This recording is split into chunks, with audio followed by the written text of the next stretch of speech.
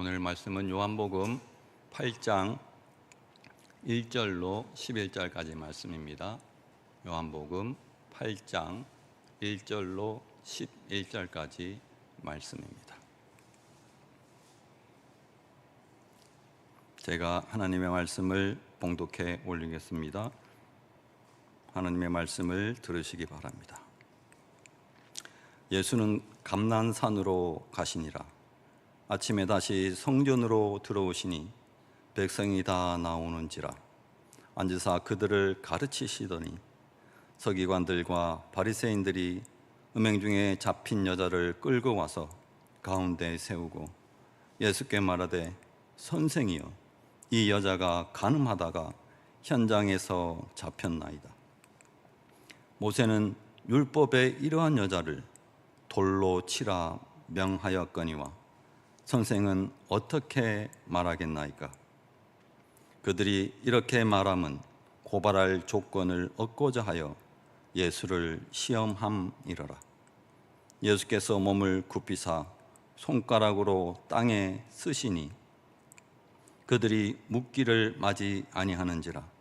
이에 일어나 이르시되, 너희 중에 죄 없는 자가 먼저 돌로 치라 하시고 다시 몸을 굽혀 손가락으로 땅에 쓰시니 그들이 이 말씀을 듣고 양심의 가책을 느껴 어른으로 시작하여 젊은이까지 하나씩 나가고 오직 예수와 그 가운데 섰는 여자만 남았더라.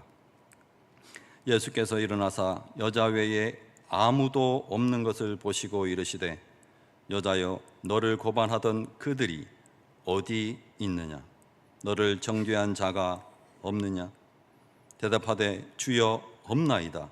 예수께서 이르시되, 나도 너를 정죄하지 아니하노니 가서 다시는 죄를 범하지 말라 하시니라. 아멘. 하나님의 말씀입니다. 요한복음 8장의 이 내용은 우리가 익히 알고 있는 내용입니다. 그렇죠? 많이들 알고 있는 내용들이에요. 이 이야기를 통하여서 하나님께서 오늘 우리에게 어떤 메시지를 전하고자 하는가, 크게 두 가지 메시지가 있습니다. 그것을 조금 살펴보고자 합니다. 우리가 범죄 영화나 드라마를 보면 재판하는 장면이 종종 나옵니다. 그렇죠? 재판하는 장면이 나오는데 거기에서 가장 중요한 것이 바로 증거입니다. 증거.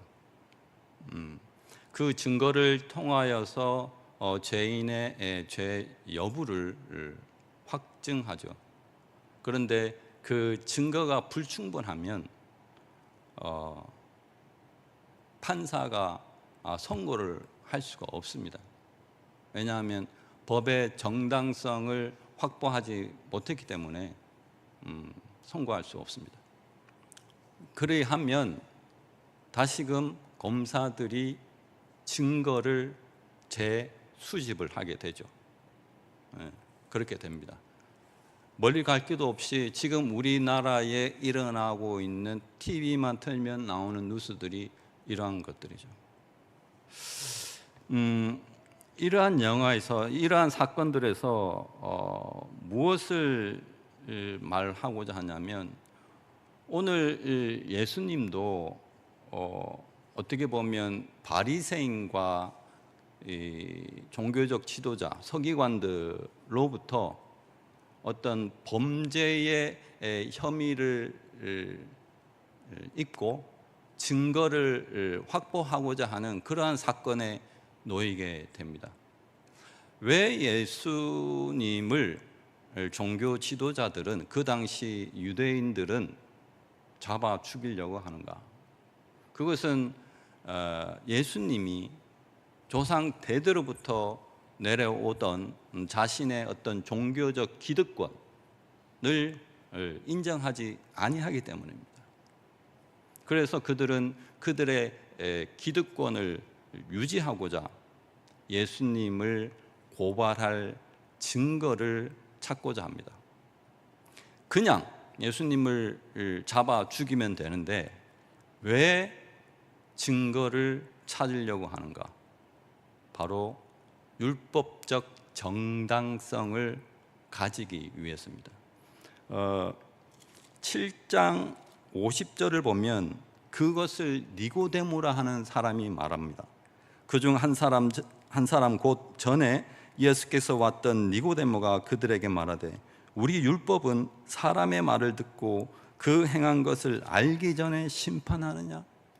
율법적 정당성 없이 사람을 함부로 잡아 심판하느냐? 라고 묻는 겁니다. 그렇죠. 그렇기 때문에 종교적 지도자들은 이 증거 불충분, 예수 그리스도를 잡아 죽이기 위한 확실한 증거를 찾고자 했습니다. 그런데 마침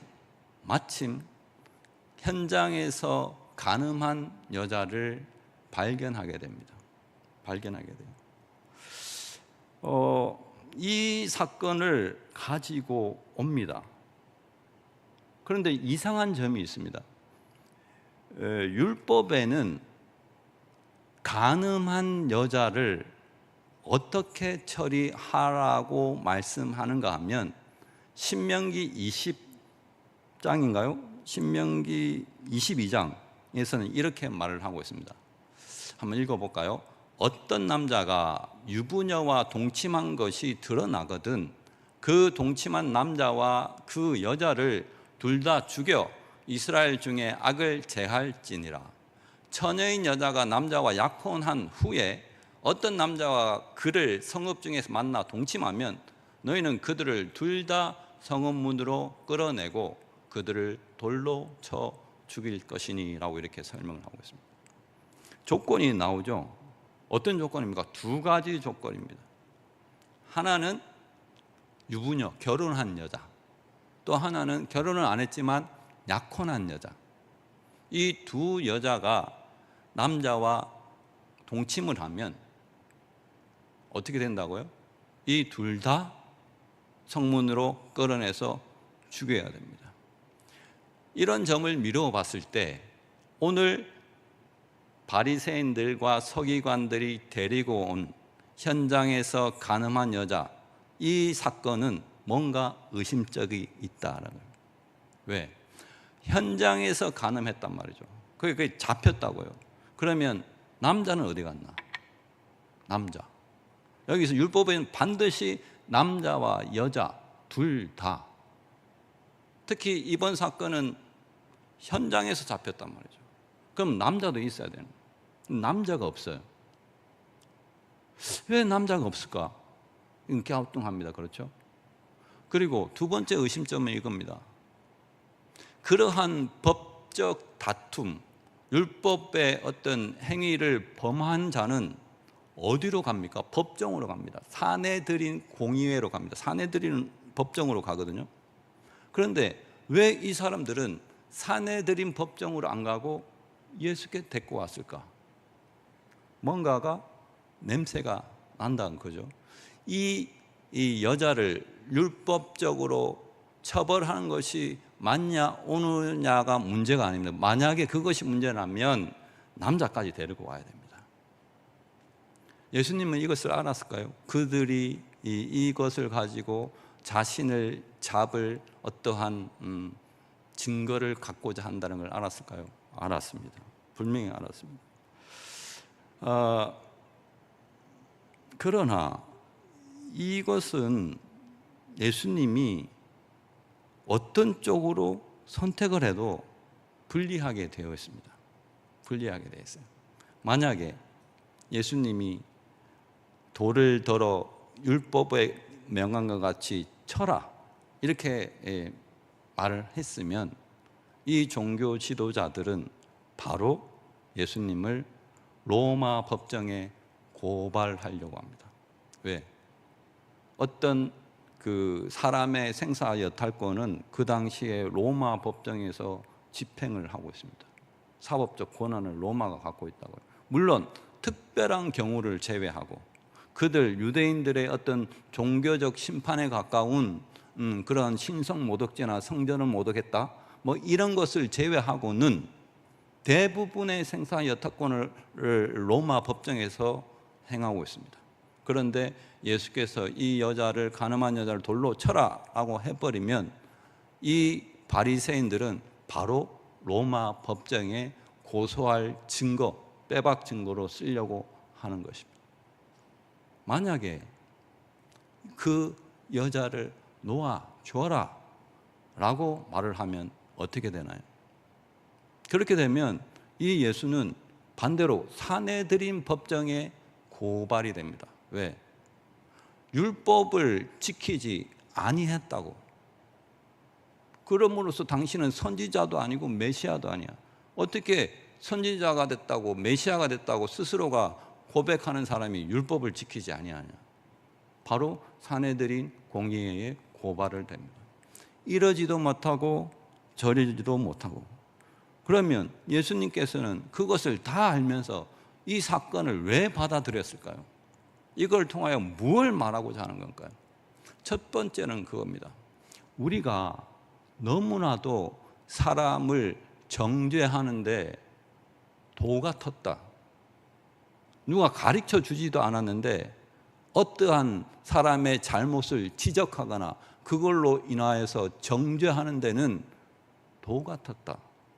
마치 자기가 심판자가 된 양 그렇게 행한다. 왜?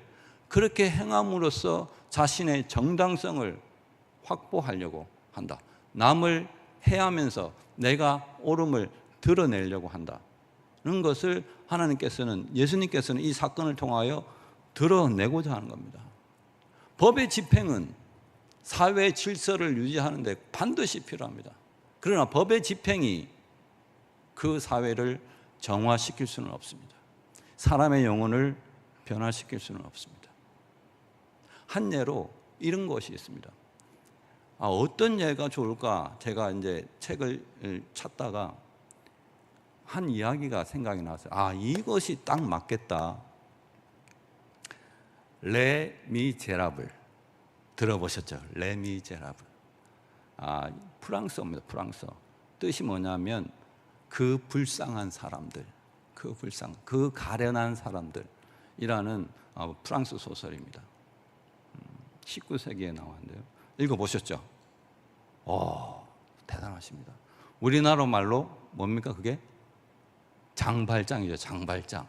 아니 고개를 끄덕끄덕한 장발장입니다. 장발장. 장발장의 이야기는 우리가 다 알고 있습니다. 책을 다 안 읽어도 너무나도 유명한 소설이기 때문에 알고 있어요. 이 장발장이 한 20 중반 정도 됐나요? 그때 빵을 하나 훔치죠. 왜 빵을 훔치냐면 그 조카들 굶주려서 사선을 넘고 있는 조카들을 살리기 위해서 빵집에서 빵을 몰래 하나 훔칩니다. 그런데 그것이 발각이 되죠. 그래서 감옥에 갑니다. 몇 년형을 받았을까요? 무려 5년형을 받습니다. 5년형. 빵 하나 훔쳤는데. 이것이 무엇을 말하냐면 사회의 법 집행이 이렇게 사람들로 하여금 이 불공정함을 드러내게 한다는 거예요. 이게 뭐가 공정해 이게. 그런데 그런 와중에 장발장이 소식을 듣습니다. 자신의 조카들이 행방불명이 되고 한 사람이 이렇게 남았는데 그마저 자기 누나와 함께 지금 생사의 그 갈림길에 서 있다라는 소식을 접하게 되죠. 그래서 장발장은 어떻게 합니까? 탈옥을 시도합니다. 탈옥. 성공했을까요? 성공 못했습니다. 두어 차례 탈옥을 시도하다가 성공을 못했어요. 그래서 그의 형량은 19년으로 늘어납니다. 19년. 대단하죠. 빵 하나 훔친 19년에. 그래서 그 19년 되던 때에 가석방을 받고 사회로 이제 풀려나죠. 지금도 그렇지만은 정과가 있는 분들, 그들을 사회에서 잘 받아주지를 않습니다. 그렇죠? 그 누구도 불쌍히 여기지는 않습니다. 그래서 이 장발장은 사회에 대한 어떤 억압, 사회의 불공정성을 막 이렇게 마음에 가지고 있었어요. 그러던 와중에 한 사람의 이야기를 듣습니다. 미리엘 신부, 미리엘 주교, 그 분이 있는데 그분은 자신의 집을 열어놓고 있더라. 항상. 왜냐하면 주의 종의 집은 누구나 방문하도록 해야 되기 때문에 나의 집은 항상 열어놓는다. 이런 소리를 들었어요. 그래서 장발장이 그 미리엘 주교 신부한테 찾아가요. 뜻밖의 환대를 받습니다. 아주. 그래서 장발장이 막 혼돈이 와요. 이 사람은 도대체 뭔가? 왜 나한테 이런 환대를 해주는가? 귀한 손님이 올 때만 대접하는 은접시에다가 은촛대를 놓고 완전 성대한 성찬을 이렇게 자기한테 베풉니다. 호의를 베풀어요. 그렇게 저녁 식사를 마치고 이 장발장은 혼돈 가운데 잠을 들고 새벽에 일찍 일어나서 그 은접시를 가지고 도망을 칩니다. 아니나 다를까 거리에서 그 잠복 중인 형사를 만나게 됩니다. 그래서 불신검문에 걸리게 되죠. 그래서 가방을 열어보니까 은접시가 있더라는 거예요. 어디서 났어? 선물 받았습니다. 누가? 전과자인 너에게 이것을 선물하느냐? 말도 안 된다. 어디서 났어? 미리엘 신부가 저한테 주었습니다. 그래서 결국은 삼자 대면이 일어납니다. 미리엘 신부에게 연락을 해서 경찰서로 오라 합니다. 미리엘 신부는 그 연락을 받고 급히 나가면서 하나를 들고 갑니다. 뭐를 들고 가냐면 다 아시다시피 은촛대 하나를 들고 갑니다. 그래 가서 경찰서에 가죠. 형사의 질문에 답을 합니다. 형사가 이렇게 말을 합니다. 신부님, 이자가 당신의 집에서 은쟁반을 훔쳤습니다. 보십시오. 라고 말했더니 그 미리엘 신부가 아닐세, 내가 선물로 줬다네. 그런데 이자가 하나 실수한 게 있다네. 그것이 뭡니까? 은촛대도 주었는데 그것을 놔두고 가는 바람에 내가 급히 챙겨왔다네. 이런 말로 그 사건을 일단락되고 이렇게 미리엘 신부는 경찰서를 나오게 됩니다. 나오게 될 때 장발장의 귀에 이런 말을 합니다. 이제 당신의 영혼은 내가 샀으니 앞으로 선을 위하여 평생을 살도록 하게나. 당신의 영혼을 내가 샀으니 앞으로 선을 위하여 평생을 살도록 하게나. 이 신부의 말 한마디가 가슴에 새겨지고 장발장의 모든 인생을 뒤바꿔 놓는 계기가 됩니다. 그의 선한 삶은 어떻게 표출되냐면 구제와 용서의 삶으로 일관됩니다. 그래서 그 소설의 마지막 부에 이렇게 다룹니다. 이 장발장은 성자와 같은 삶을 살았다. 특히 그가 눈을 감을 때 이렇게 말을 했습니다. 서로 깊이 사랑하라. 서로 깊이 사랑하라. 이것 외에는 별로 중요한 것이 없더라. 이런 말로 이렇게 소설이 대충 마무리가 되죠. 이런 것을 들어봤을 때 사람을 변화시킨다는 것은 정죄로는 할 수가 없는 일입니다. 절대로 안 됩니다. 용서밖에 없다는 거죠. 용서밖에 없다. 그러면 이것을 우리의 삶에 잠깐 적용하고 넘어가 보면 이렇습니다. 우리가 자녀를 키울 때 자녀가 이렇게 많이 실수를 한다 그거죠. 잘못도 하고. 저는 우리 애가 그렇게 사고 칠지 몰랐어요. 맨날 사고 쳐요. 그러면 어떤 소리가 나가냐면 이렇죠. 어떤 만약에 남의 물건을 훔쳤다. 우리 애가 훔친 것이 아니고 만약 남의 물건을 훔쳤다. 이러면 뭐라고 그럽니까? 야, 이 도둑놈아 이러잖아요. 그럽니다. 뭐 이렇게 게으른 생활을 한다. 야, 이 게으른 놈아. 야, 이 더러운 놈아. 야, 이 미친놈아. 그 사람이 그 자식이 했던 잘못된 행동으로 그 사람을 탁 휘어버립니다. 그렇게 되면 어떻게 되느냐 하면 그 아이가 그 사람이 빠져날 구멍이 없습니다. 여기에 종교 지도자들이 한 여자를 데리고 와서 뭐라고 합니까? 이 가늠한 여자, 가늠한 여자 이렇게 씌워버리면 그 여자는 어디에도 못 벗어납니다. 거기에 탁 갇혀버립니다. 마찬가지로 우리가 아이를 키울 때 그러한 것으로 불러버리면 아이가 거기에 탁 갇혀버립니다. 절대 그렇게 부르면 안 됩니다. 저부터 안 부를게요. 그렇게. 그러니까 절대 그렇게 부르면 안 됩니다. 이름을 불러야 됩니다. 이름. 누구누구야 이렇게 이름을 불러요. 왜? 이름을 부른다는 것은 그 사람이 하나님 앞에 완전한 온전한 인격 체험을 내가 인정한다는 겁니다. 하나님의 핏값이 너에게도 있으니 내가 존중히 여기겠다라는 마음이 이름을 불러주는 겁니다. 이름을 불러주십시오. 아무리 화가 나도 아이에게 이놈저놈 하면 안 되고 이름을 불러주십시오. 그 다음에 하는 것이 뭐냐면 몰아세우면 안 됩니다.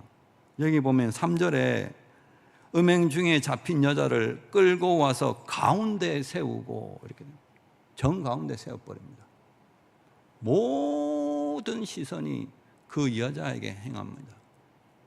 이것처럼 잘못한 대상, 그것이 자녀가 됐든 누구가 됐든 그 사람을 한가운데 놓고 몰아세우지 마십시오. 그러면 그 사람은 이름에 갇히고 자신을 뭐라고 부르는 그 이름에 갇히고 그 시선에 갇혀서 꼼짝달싹 못합니다. 시선을 땅에 딱 떨굽니다. 고개 하나 못 듭니다.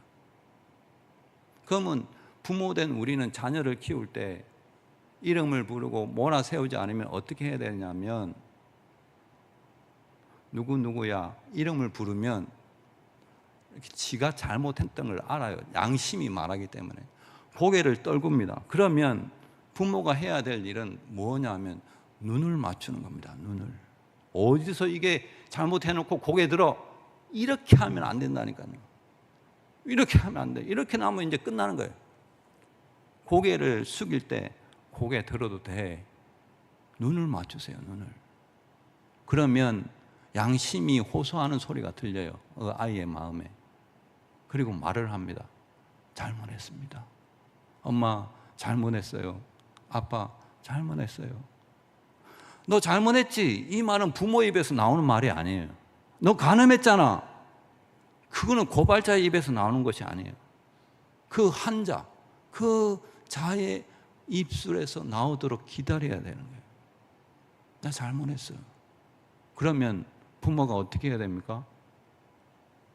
네 죄를 알렸다 이러면서 몇 대 맞을래? 이렇게 합니까? 아니잖아요. 괜찮다. 그럴 수도 있지. 괜찮아. 그럴 수도 있는 거야. 그러면서 말로만 그러는 것이 아니고 자녀가 실수한 것, 자녀가 잘못한 것, 자녀가 엎질러 놓은 물을 다 닦아야 됩니다. 그 잘못된 행위에 대해서 부모가 다 책임을 지는 겁니다. 이것이 용서고 이것이 사람의 마음을 바꾸게 합니다. 바꾸게 해요. 자, 그러면 예수님은 이 여인에게 어떠한 방식으로 다가갔을까? 예수님은 한번 볼까요? 이렇게 6절 말씀을 한번 보면 이렇습니다. 그들이 이렇게 말하면 고발할 조건을 얻고자 하여 예수를 시험함이라. 예수께서 몸을 굽히사 손가락으로 땅에 쓰시니. 손가락으로 땅에 써요. 갑자기. 왜 이럴까요? 돌을 던지는 게 맞냐 어쩌냐 물어보면 말을 해야 하는데 갑자기 손가락으로 땅에 씁니다. 그 그림을 한번 볼까요? 그림, 유명한 그림입니다. 이 그림은 17세기의 네덜란드 화가 렘브란트인가요? 저도 잘 모릅니다. 그 사람이 그린 그림이라고 해요. 제목은 간음한 여인과 그리스도. 간음한 여인과 그리스도. 여기서 지금 거기에 앉아 있는 분이 예수님이죠. 예수님이 지금 손가락으로 뭔가를 씁니다. 뭘 쓸까요? 오늘 몰라요. 안 보여요. 뭐가 그림이 어떤 것이 보입니까? 이 고발하려고 모인 모든 사람들이 뭐를 쳐다보고 있나요? 예수님의 손가락에 시선이 집중되고 있습니다. 예수님의 손가락에. 초대 교부들은 이걸 놓고 과연 예수님이 뭘 적었을까? 너무나 관심이 많았어요. 여기에 완전 온 힘을 집중했어요. 아마 현장에서 도망간 남자의 이름을 적었을 것이다.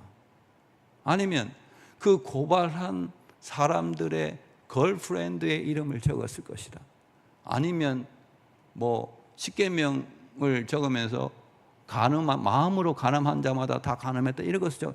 너무나도 많은 이야기들이 나왔어요. 과연 어떤 것이 맞을까요? 몰라요. 몰라. 성경에서 말하고 있잖아요. 그럼 성경에서는 이 글을 통하여 무엇을 말하려고 하는가? 시선을 말하려고 하는 거예요. 시선. 저기 보십시오. 저 시선이 원래 누구에게 향하여 있었습니까? 간음한 여자한테. 모든 시선이 간음한 여자에게 향하여 있었다고요. 그런데 예수께서 갑자기 굽혀서 땅에 있으니까 그 시선이 예수께로 쏠립니다. 모든 비난과 멸시와 그런 더러운 시선이, 더러운 말들이 예수께로 다 쏠립니다. 마치 저 장면은 작은 십자가를 치는 것 같은 그런 장면을 연상합니다. 모든 시선을, 멸시의 시선을 예수님이 다 받으십니다. 그래서 예수님이 뭐라고 그러나요? 일어나서 이렇게 말을 하죠. 7절에 그들이 묻기를 맞이하는지라 이에 일어나 이르시되 너희 중에 죄 없는 자가 먼저 돌로 치라. 죄 없는 자가 돌로 치라 하면서 또 몸을 굽혀서 땅에 씁니다. 2번 그러죠. 2번. 왜 그럴까요? 왜 죄 없는 자가 돌로 치라라고 할까요? 이거는 양심에 대한 호소입니다. 양심에 대한 호소. 너희가 정말 죄가 없어? 라고 이렇게 물어보고 예수님이 땅에다가 굽혀서 안 썼다면 나는 죄 없는데 하고 탁 던질 수도 있어요. 그러나 너희 중에 누구든지 죄 없는 자가 먼저 돌로 치라고 하고 다시 땅에 글을 씀으로써 그들에게 양심이 말하는 소리를 들을 수 있는 시간을 허락해 줍니다. 거친 숨소리가 잦아지고요. 모든 어떤 웅성웅성함이 들어가고요. 과연 내가 죄가 없나? 만약 그 중에 누군가가 나는 죄가 없어 라고 돌을 들면 어떤 현상이 발생할까요? 네가 죄가 없다고? 하나님과 사람 앞에 너가 정말 무죄하냐? 아무도 그럴 수 없다는 걸 알고 있다고요. 그대들은 하나님 앞에 거짓된 모습으로 쓸 수 없다는 걸 알고 있다고요. 그렇다고 해서 돌을 놓으면 어떻게 되나요? 돌을 놓으면 자신이 하나님과 사람 앞에 죄인임을 인정하는 꼴이 됩니다. 그렇죠. 그들은 뭘 선택했을까요? 죄인임을 인정하는 꼴을 선택했습니다. 양심의 호소를 들었습니다. 양심의 호소를 들었어요. 자, 그러고 난 다음에 이상한 말을 하죠. 우리가 한번 생각을 해보면 예수님께서 또는 율법에서 그 모든 율법에도 율법을 집행하는 자가 무죄해야 된다, 아무런 죄가 없어야 된다라고 말하지를 않거든요. 그런데 예수님은 여기에서 하나의 더 율법을 더해서 아무도 깨끗해야 된다라고 덧붙이는 거예요. 그런 율법은 없어요. 그러면 아무도 정죄하지 못하잖아요. 그런 율법은 없습니다. 그러면 예수님은 왜 이렇게 했을까? 이것이 바로 이 사건을 통하여서 고발하고자 하는 두 번째 이유입니다. 누가 정말 간음한 자인가? 누가? 육체적으로 간음한 이 여인이 간음한 자인가? 영적으로 간음한 너희들이 간음한 자인가를 묻고 있는 겁니다. 그것을 고발합니다. 유대인들은 나는 저 세리와 같지 않습니다. 나는 이 간음한 여자와 같지 않습니다. 나는 일주일에 2번씩 금식하고 매일 하나님께 예배드리고 헌금하고 나는 저들과 다릅니다. 그들의 우월성, 그러면서 메시아로 오신 예수 그리스도는 배척을 합니다. 그러면서 세상에 벗대는 모든 것들은 취합니다. 자신의 종교적 기득권을 유지하려고. 누가 간음한 자인가? 야고보서 4장 4절에서는 간음에 대해서 이렇게 설명하죠. 간음한 여인들아, 세상과 벗된 것이 하나님과 원수됨을 알지 못하느냐? 그런즉 누구든지 세상과 벗이 되고자 하는 자는 스스로 하나님과 원수되는 것이니라. 아멘. 누가 간음한 자인가? 바로 너희들 아니냐? 이것을 우리에게 가지고 오면 우리 역시 얼굴을 들 수가 없습니다. 우리의 모든 종교적 행위로 우리의 어떤 신앙의 우월성을 증명하려 든다거나 그러한 자세로 성도들을 대하거나 이웃을 대하면 너희 중에 죄 없는 자가 먼저 돌로 치라, 이 말에 우리는 응답할 수가 없습니다. 고민해 봐야 됩니다. 너 저번 주에 주일 예배 빠지더니 나 다리 부러질 줄 알았네. 교통사고 날 줄 알았네. 새벽기도 안 나오더니 잘 됐다. 나 그럴 줄 알았다니까. 이렇게 하지 말라니까 제발. 그렇게 하면 안 돼요.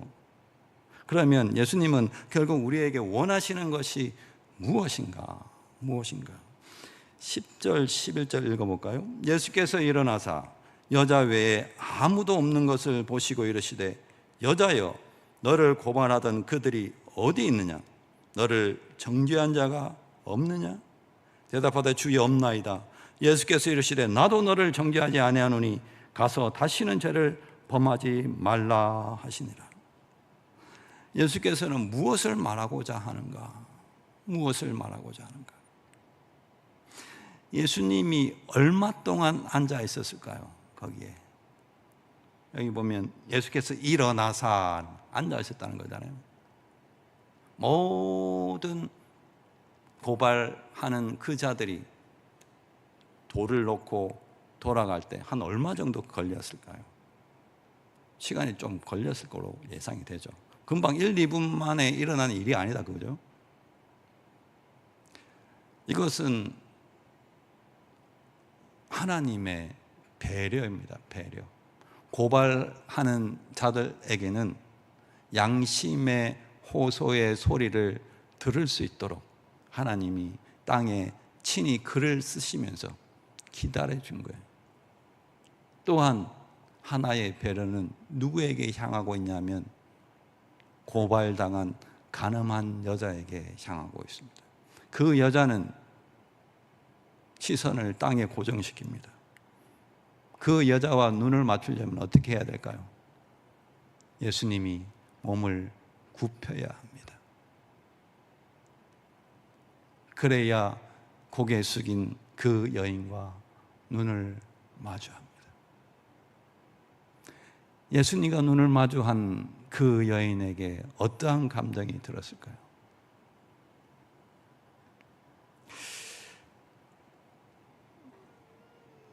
예수님은 왜 간음한 여자를 율법대로 심판하지 아니하였는가?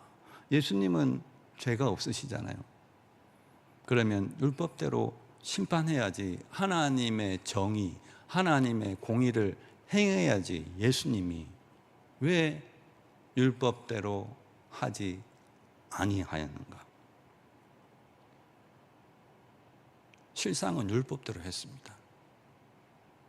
그 간음한 여자가 맞아야 할 돌을 예수 그리스도께서 맞기로 했기 때문입니다. 십자가에서 그 모든 비난과 멸시와 천대의 모든 시선과 침뱉음을 다 받기로 했습니다. 예수님께서 십자가에서 이렇게 말씀하시죠. 다 이루었다. 다 갚았다. 그 여자의 간음한 죄, 그것마저도, 나의 죄, 그것마저도 다 갚았다. 그러므로 나도 너를 정죄하지 아니하노라. 그러므로 예수 그리스도의 십자가가 담보가 되어서 하나님의 공의는 세워지고 그 여인에게 하나님의 용서가 흘러가는 것입니다. 그러면서 이렇게 말씀하시죠. 다시는 죄를 짓지 마라. 이것을 소극적으로 받아들일 마음입니다. 죄를 안 지으려고 노력하고 죄를 안 지으면 되지 뭐, 이런 정도의 메시지가 아닙니다. 너는 죄를 짓지 말라. 이것은 뭐냐 하면 네가 얼마나 큰 하나님의 용서하심의 은혜를 받았는지 그것을 너의 삶 속에서 증거해야 된다. 이것이 적극적으로 죄를 짓지 아니하는 유일한 방법이다. 유일한 방법. 네가 어떠한 은혜를 입었는지 네 삶 속에서 증거해라. 어떻게 그 증거가 뭡니까? 바로 용서입니다. 용서. 미리엘 장발장에 나오는 미리엘 신부가 했던 것처럼 자네 은촛대를 놔두고 갔네. 이제는 영혼을 내가 샀으니 앞으로 선을 위해 평생을 살도록 하게나. 이것이 용서의 삶입니다.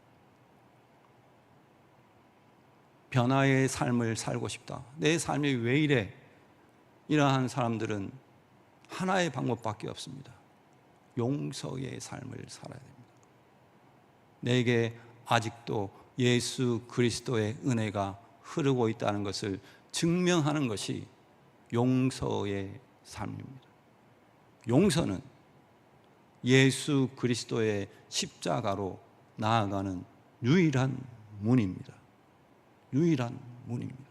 우리도 그 문으로 들어가서 용서함을 받았듯이 너희도 너의 삶의 모든 현장에서 십자가로 들어가는 용서의 문으로 서가라 라는 것이 오늘의 하나님의 말씀입니다.